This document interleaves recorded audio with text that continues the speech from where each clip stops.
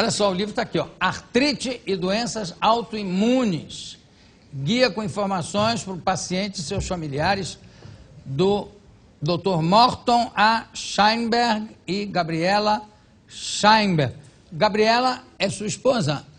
Não. Ela é minha filha. É sua filha. Jornalista científica. Está aqui com você. Isso. Ah, está aqui o livro da editora Reichmann e autores, editores, e Abbott, que eu acho que Abbott é o patrocinador do projeto, de uma parte do projeto. Então, eu vou conversar aqui com um médico reumatologista, um cientista, aliás, imunologista, clínico geral, pesquisador, Dr. Morton Scheinberg. Por favor.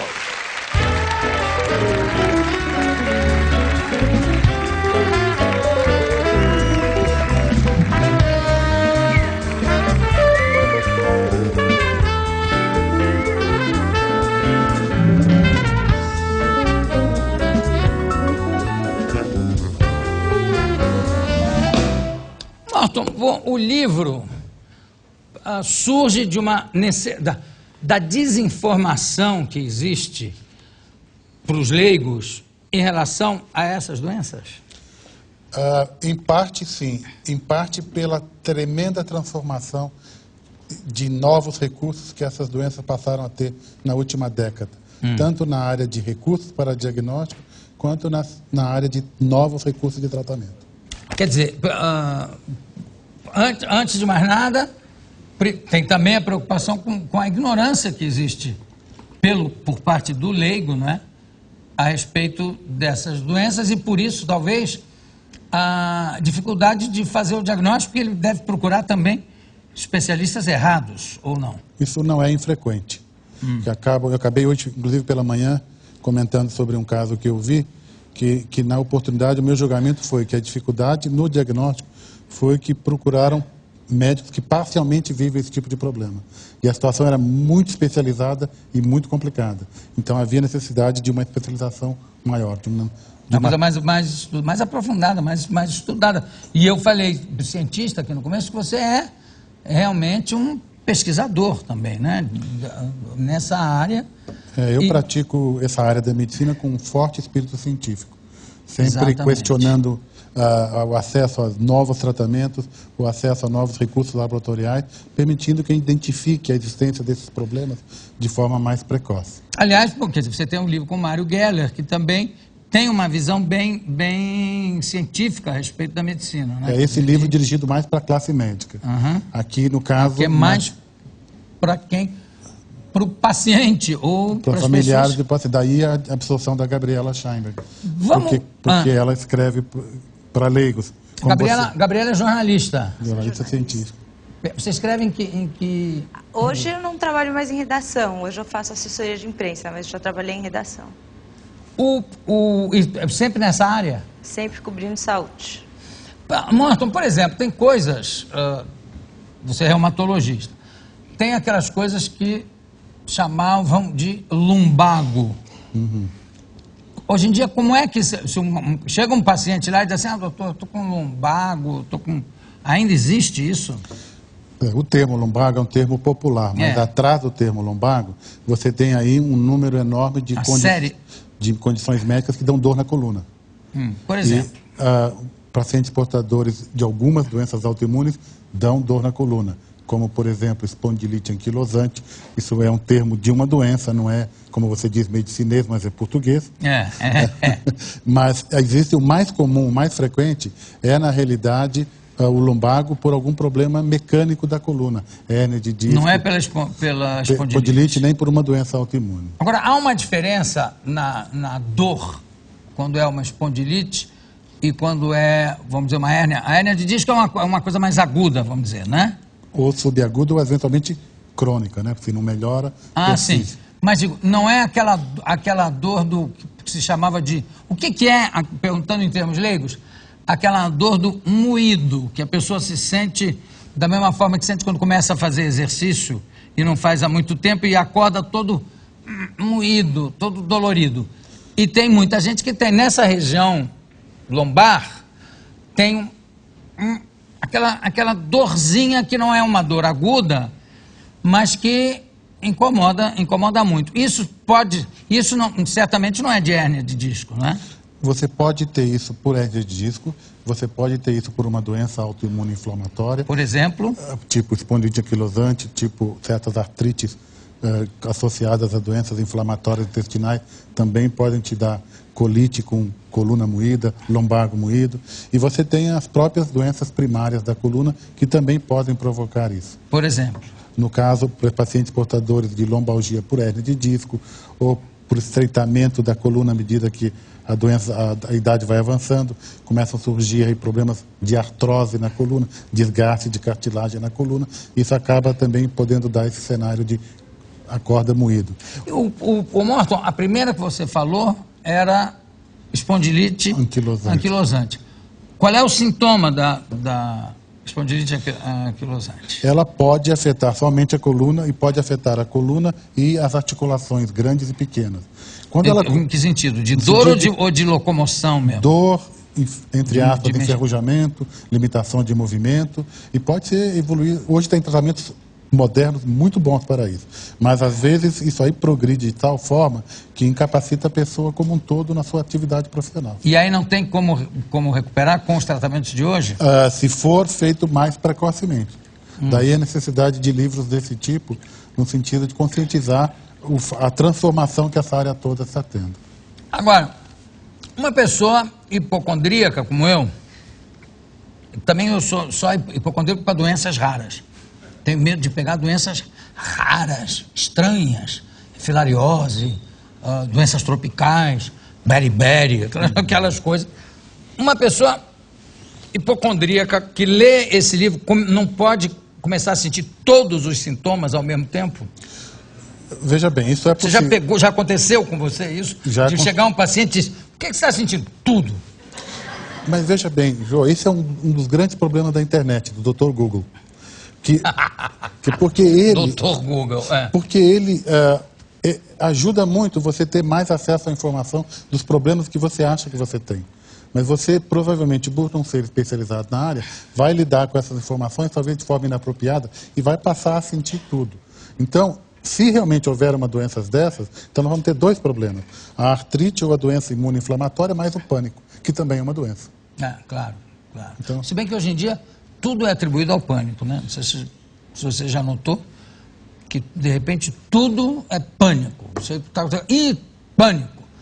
E, às vezes, você tem pânico e cura sem tratamento, que é uma coisa quase que impossível, né?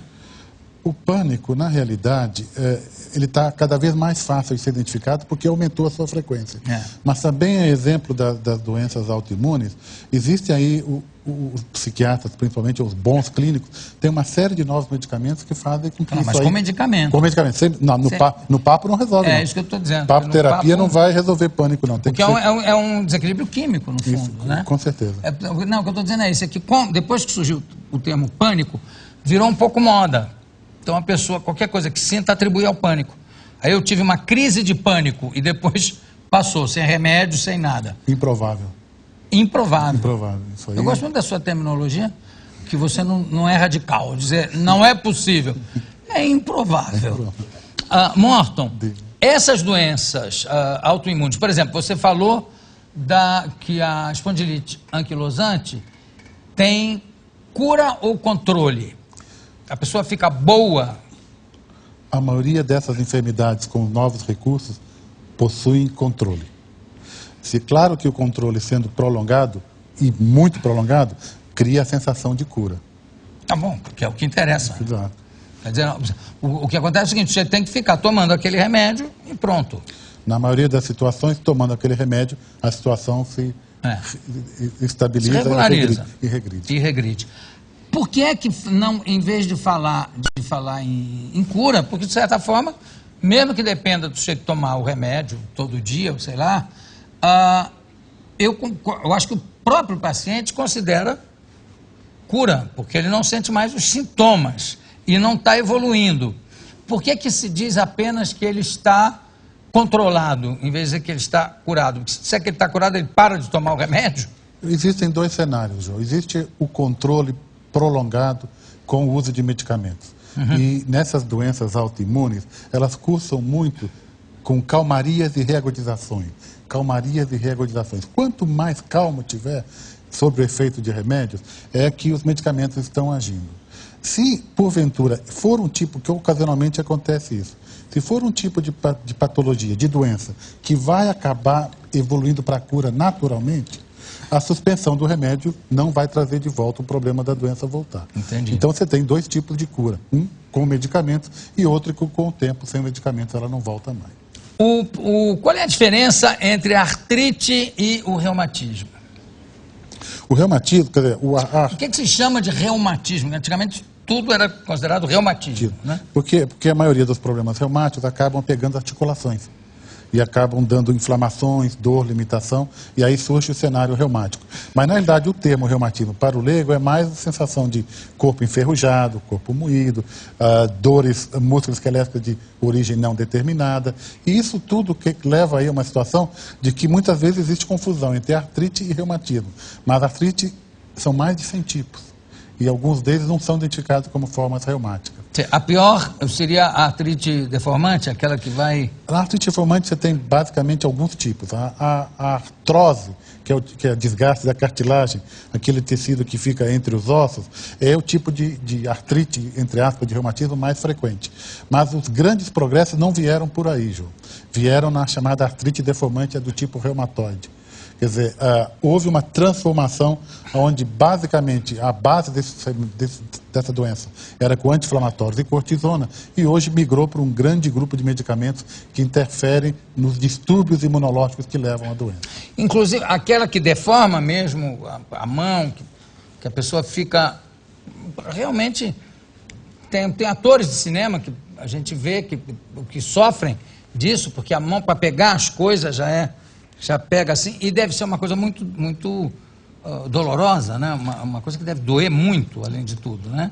Isso tem melhora?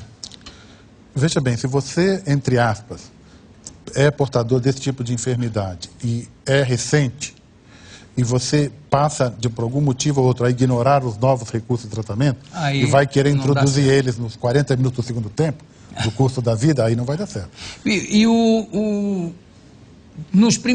Quais são os primeiros sintomas da artrite do tipo reumatoide? Reumatoide. Os primeiros sintomas costumam ser limitação do movimento, a rigidez quando acorda cedo, dificuldade de realização... Rigidez do corpo como um todo, predominantemente nas mãos, nas pequenas articulações. Porque a artrite reumatoide é uma doença que cursa, de certa forma, meio crônica, e com natureza simétrica, os dois lados, e tende a ser progressiva. Então a pessoa dá para notar, praticamente no início, digamos. Com certeza, porque começa a perceber que certos movimentos já são dolorosos, que acorda limitado, e que às vezes, a gente chama isso de rigidez matinal. E no começo da doença, isso aí tem uma certa limitação de tempo. Em outras palavras, 40 minutos, 50 minutos, 1 hora. E a forma mais agressiva, algumas horas. 40 minutos de quê? De limitação, de rigidez, de não consegue se locomover com facilidade. Isso vai se soltando durante o período, durante o dia. Mas as formas mais agressivas, isso dura até algumas horas. Agora, depois dos 50 anos, se você acordar sem nenhuma dorzinha no corpo, é que você está morto, na realidade. Uma coisinha assim, um gemido, pelo menos, né? Isso é um amigo meu que diz, não, eu depois dos 50, eu acordo, sempre tem uma coisinha aqui, aí passa. Ou então estou morto, se eu acordo sem sentir nada. Por que isso realmente acontece a partir de uma certa idade? Porque o corpo vai envelhecendo e as estruturas que compõem, que revestem as articulações também vão envelhecendo. Me refiro aí a não só problemas de perda de cartilagem, mas também perda de estabilidade óssea. Envelhecimento faz com que os ligamentos se afrouxem, e certos movimentos acabam sendo feitos quando 20 anos atrás a gente não teria problema em fazê-los. Certo. Não, eu também não estou falando de uma coisa grave, eu estou falando daquela coisa quase que você espreguiçando passa, né? Aí já não é nem artrite nem reumatismo, é um corpo que está ou dormiu muito. Mais limitado. Não, dormiu muito, se você acordar com esse tipo de limitação, é que tem algum problema musculoesquelético regional, isolado, que talvez mereça atenção Porque dormir muito não... Não deveria causar isso. Não deveria causar nenhuma Viu, diferença. Bira, pode ficar tranquilo. Você que dorme uma média de 16 horas por dia, tá legal. Temos algumas ilustrações aqui para você explicar mais detalhadamente. Bom, psoríase, pele, é autoimune. Autoimune. É aquela que acontece perto da raiz dos cabelos? Que fica... Também nos cotovelos, nos membros inferiores. Ah, claro. Bom, diabetes infantil, lúpus. Lúpus é uma coisa muito séria. Tem controle? Já foi mais sério. É mesmo? Já Graças a Deus. Quer dizer, que melhorou, né? Veja bem, o nível de controle do lúpus hoje, em 5 anos de acompanhamento, é quase que 100%. Não era isso, por exemplo, em 1960. Era 50%. E a esclerose múltipla, parece que há grandes avanços nessa área ou não? Todas as patologias que estão aí, os avanços são muito grandes. Graças a tratamentos que não são à base de cortisona, envolvendo aí mecanismos que interferem nos distúrbios do sistema imunológico. Graças a Deus eu nunca me inscrevi em nenhuma dessas doenças aí, apesar da hipocondria. Mas a mensagem para o paciente, desculpe, Jô, Sim, é de que se você não pode impedir que uma dessas doenças apareça, não é um mau momento que você vai tê-la, porque o médico vai ter muito mais recursos do que ele tinha 20 anos atrás. Isso aí é uma ótima notícia. Inclusive para diabetes infantil? Inclusive para diabetes infantil. Mas continua sendo obrigatório o controle da injeção diária? Com insulina. Veja bem, é interessante que você faça esse tipo de pergunta, porque recentemente, algumas semanas atrás, saiu aí um trabalho numa revista americana de muito prestígio, por um grupo brasileiro. Qual é? De Ribeirão Preto, JAMA, Journal of American Medical Association, alto fator de impacto, onde eles propuseram que logo no começo, porque o diabetes infantil é a agressão do sistema imunológico no pâncreas. Se você consegue impedir que essa agressão bem no começo, você salva o pâncreas, você continua produzindo insulina. Tem como? Sim e não. Pesquisando. Esse grupo fez uma tentativa de mudar o sistema imunológico com transplante de células-tronco, que por si só já tem uma mortalidade razoavelmente alta na sua implantação. E os resultados... Explica isso, uma mortalidade razoavelmente alta de quem? Do paciente que tem uma doença, em princípio, não fatal, e vai se expor a um tratamento que pode ser fatal? Que pode ser fatal, mas que provavelmente poderá levar a uma cura. Tudo bem, mas qual é o percentual de mortalidade numa experiência dessas? 5 a 10%, é alto. Se você é considerado alto. Sobretudo numa criança. Exatamente. Né? Esse trabalho foi aceito numa revista americana de muito prestígio, recebeu também uma série de críticas aí de outros cientistas americanos, mas a mensagem aqui é a seguinte: em algum momento há um caminho, digamos. Vai ser possível controlar o sistema imunológico bem no começo e impedir que o pâncreas se destrua. Agora tem uma aí que realmente eu nunca fui apresentado, que é o pemphigus, uma doença de pele. O que é o pemphigus? É uma agressão do sistema imunológico nas camadas da pele, fazendo com que a pele se descame, ulcera com frequência dentro das mucosas orais, dentro da pele, e é uma doença autoimune que também hoje está suscetível a ter recursos de tratamento que não dependem da cortisona, que é, no fundo, a base do tratamento dessas enfermidades até alguns anos atrás. Não sei se estou completamente errado, mas o que se chama de fogo selvagem... É erro próprio. É o pênfigo foliar. É isso aqui que é o... E que é uma doença terrível, né? Que o paciente sofre... Na falta de controle, terrível. Sofre muito. Mas já há controle para isso? Veja bem, conhecendo os mecanismos que provocam o aparecimento dessa doença, já existem medicamentos disponíveis, inclusive no mercado nacional. Mas o difícil é descobrir o que está provocando? Não, a gente sabe o que provoca. Sabe. A gente não sabe por que acontece. Em outras palavras, no pênfigo... Sim, não sabe qual é o... Por que o sistema autoimune agride a si mesmo. E por que dá em certas regiões? Isso tem isso também, não tem? Eu não sei. No Brasil tem uma região, não me lembro qual é, onde... Triângulo Mineiro, Mato Grosso. Tem uma frequência grande. Porque existem fatores ambientais, Jô, que interagem com o sistema imunológico da pessoa e que estão presentes em certas regiões e não estão em outras. E essa combinação da predisposição dos fatores ambientais e do distúrbio autoimune é que leva ao aparecimento do pênfigo nessas regiões. Essas doenças ficam também associadas a outras doenças autoimunes, tipo asma, pessoas asmáticas, rinite, alergias. Se você permitir... Aí liga-se hoje em dia a alergia ao reumatologista ou não? Não, essa conexão não é por aí. Se você permitisse que eu pudesse mostrar o segundo... Vamos lá, desculpa. Vamos lá, você vai pedindo, por favor. Então você veja, aqui eu gostaria de transmitir a mensagem de que essas doenças são todas autoimunes e que não é infrequente que a gente consiga observar mais de uma doença autoimune na mesma pessoa. Então, é possível que você tenha superposição de algumas dessas enfermidades, provocando aí o aparecimento de duas doenças autoimunes. Mas não é quer dizer, não necessariamente. Não necessariamente, mas não é infrequente. Vamos lá, tem mais slide? Vamos sapecar. Existem aí, isso aqui eu queria transmitir a mensagem, e o livro fala sobre isso, sobre novos exames de laboratório que não existiam 7, 8, 9 anos atrás, e que são de alta especificidade. Quer dizer, especificidade quer dizer, só costuma dar positivo nessa enfermidade, porque é coisa difícil em teste de laboratório. E tem, qual é a incidência de alto negativo ou de falso negativo e de falso positivo nesses exames? Por exemplo, no caso da artrite reumatoide, esse anticorpo contra CCP, ele tem uma especificidade de quase 100%. Quer dizer, falso negativo e falso positivo não vai ocorrer porque ele é altamente específico. Se der negativo, não há necessidade de repetir o exame. Com certeza. Agora, ele não é tão sensível. Quer dizer, você vai ter um certo grupo de pacientes com artrite reumatoide que não vão ter esse teste positivo. Então, ele tem uma sensibilidade boa, mas não é muito alta. Mas é boa no sentido de eliminar a possibilidade. Com certeza. E pro lúpus? Do lúpus, mesma coisa. Esse teste é um teste novo.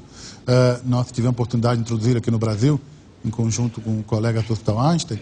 E ele, na realidade, é altamente específico para o lúpus. E tem uma sensibilidade também razoavelmente boa, parecido com o outro da artrite reumatoide. E colite? Na colite, aquela sigla lá, ASCA, tem uma sensibilidade razoável, inferior ao CCP e o nucleossoma, e também não é tão específico. Vasculite. Vasculites, o que são? Inflamações? São inflamações dos vasos. Dos vasos do vaso. Pode ser interno e pode ser cutâneo. Tem idade para isso? Tem vários tipos de vasculite, Ju. E tem vasculites que estão mais na criança, tem vasculites que são do adulto, idade média, e tem pessoas de mais idade. Então, pessoas, desculpa, pois não. Sem querer interromper, já interrompendo. Pessoas com 30 anos, 40 anos, que sofrem muito de varizes. É considerado... Entra nessa categoria de vasculite ou não? Não. Varizes não entra.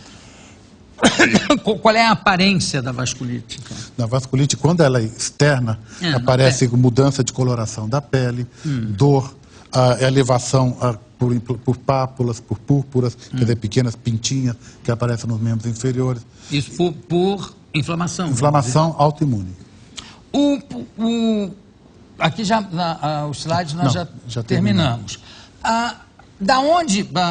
o que eu adoro, a origem das palavras, né, a etimologia, reumatismo vem da onde? Vem do grego. Mas é uma junção de quê com quê? Junção de quê com quê?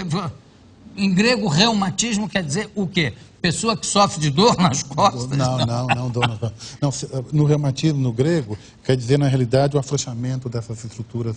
O afrouxamento.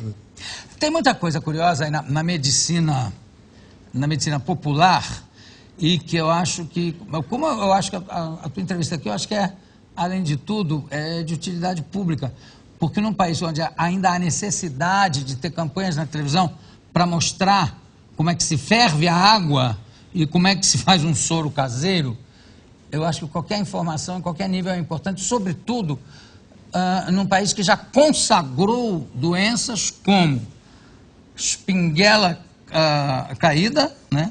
Espinguela caída, como andaço. Sabe o que é andaço? Que é andaço? É uma dor que vai andando por aqui, vai, não sei o quê. E uma dor também que afeta muito a população menos informada, que é uma dor que responde aqui. Sabe o que é a dor que responde aqui? É uma dor que dá aqui, depois ela responde aqui, né? Isso tudo... Dor refletida, a gente chama. Isso tudo Dor você... irradiada. Espinhela caída, aliás. Espinhela caída é uma coisa que tudo é espinhela caída e provoca, por exemplo, você cortar o cabelo depois do almoço, pode provocar uma série de coisas que podem ser que provocam a espinhela caída. Você tem quantos anos de prática no consultório? 30 anos, mais de 30 anos. 30 anos. Você já recebeu muitos pacientes que chegam alegando que estão sofrendo desse tipo de... Não com essa terminologia.